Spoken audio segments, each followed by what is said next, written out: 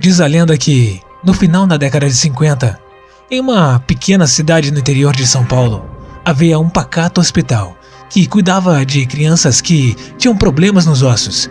Mas, com essas crianças, trabalhava uma enfermeira que era, digamos, muito estranha.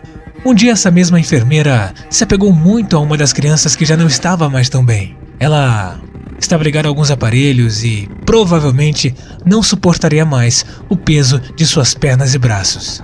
Um dia a enfermeira, não aguentando mais ver o estado em que aquela criança se encontrava, não aguentando mais ver o sofrimento daquela criança, com seu corpo totalmente dilacerado, parecendo uma porta de vidro atravessada, decidiu que colocaria um fim em sua vida naquela noite mesmo. E assim foi feito. Ela matou a criança, desligando os aparelhos, e logo em seguida, como forma de manter a criança sempre por perto, colocou os extensores que a garotinha usava em seus braços e pernas em seu próprio corpo. Mas ela não durou muito com isso. Naquela mesma noite, não aguentando a crueldade que havia cometido, aquela enfermeira se suicidou, se jogando dentro do poço que havia nos fundos do hospital. E aquela noite ficaria marcada na história. Algum tempo depois, o pequeno hospital foi encerrado e em seu lugar foi construído um orfanato. Desde sua inauguração, já havia relatos de estranhos acontecimentos por ali, como sussurros e um barulho do que parecia ferro retorcido se arrastando pelo chão. Mas ninguém dali deu importância para isso. Mesmo o lugar que se tratava de crianças totalmente abandonadas por seus pais, os funcionários relataram que na época só imaginavam que eram apenas barulhos. Depois de algum tempo, devido à frequência dos barulhos e sua intensidade cada vez maior, resolveram fechar de vez o orfanato.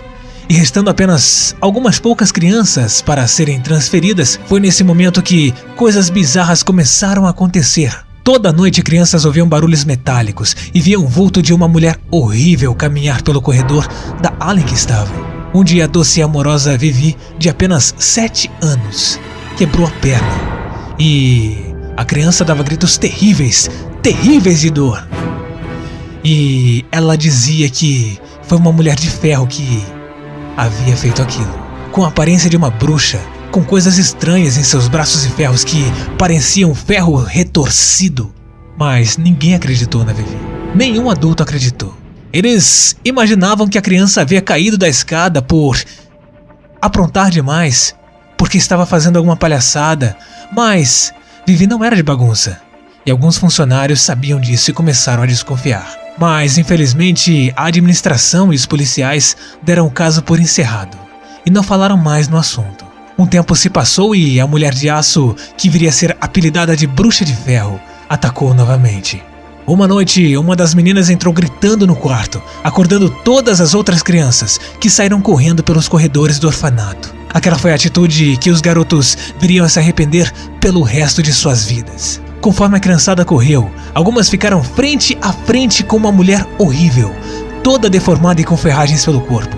Ela aponta seu dedo imundo para as crianças e começa a dizer exatamente com essas palavras: "Olá, garotada. É hoje. É hoje que vocês saberão que realmente o quão horrível esse mundo é. É hoje que eu mesma vou sugar suas almas. Engolirei suas entranhas, cuspirei suas tripas, vomitarei suas pernas e depois irei levá-las ao fim. Vocês irão morrer, pivetes nojentos." As crianças, totalmente apavoradas, saíram gritando pelo corredor, a mulher arrastando suas pernas em um estrondoso barulho de aço retorcido a seguiu, até que os garotos e a mulher de aço horripilante se encontraram com o zelador do prédio. O mesmo não acreditava na criatura horrível que estava vendo. Em meio a gritos, coisas caindo e uma escuridão tremenda, todos enfim conseguiram sair de dentro do hospital. Mas se deram conta de que faltava uma criança. A amorosa Vivi não estava com eles. Ela ainda não havia saído dali, mas ninguém teve coragem de ajudá-la. Nem o mais corajoso dos homens tinha coragem de entrar novamente ali para saber o que havia acontecido. Todos passaram a noite fora do prédio preocupados, e na manhã seguinte, acompanhados de policiais e bombeiros, foram procurar a garotinha que havia sumido. E para desespero de todos, Vivi foi encontrada morta e com todo o seu corpo retorcido, mas ainda agarrada em seu ursinho. Diz a lenda que, desse dia em diante, o fantasma dessa bruxa segue assombrando os orfanatos de todo o estado de São Paulo e quebrando os ossos das crianças para tentar colocar as ferragens retiradas daquela pequena menina no fim da década dos anos 50 em seus corpos. Essa lenda ficou conhecida como a Bruxa de Ferro. Tenha bons sonhos.